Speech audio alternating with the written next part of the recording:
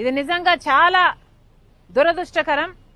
ఏ TDP అయితే ఇదే డీల్లో అవినీతి ఉంది అని ఆరోపించారో, హైకోర్టులో కేసులు కూడా వేశారో, అదే డీల్ గురించి ఇప్పుడు మేము మాట్లాడాల్సి వస్తుంది. అన్యాయం జరిగిందని, అక్రమం జరిగిందని, కరప్షన్ జరిగిందని, అవినీతి జరిగిందని మీకు తెలిసి కూడా ఇప్పుడు ఏదీ చేయటం లేదు అంటే కేవలం మీ రాజకీయ ప్రయోజనాల కోసమే కదా.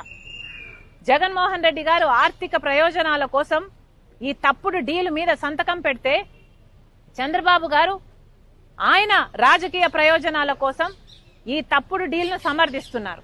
మరి ఇద్దరికీ తేడా ఏమిటి? జనాలు ఎంతో కసిగా ఓట్లేసి ప్రభుత్వం మార్చాలి అని 9 గంటల వరకు 10 గంటల వరకు లైన్లలో నిలబడి ఓట్లేసి మరీ చంద్రబాబు గారిని అధికారంలోకి తీసుకొచ్చారు. మర్చిపోరాదని గుర్తు చేస్తున్నాం.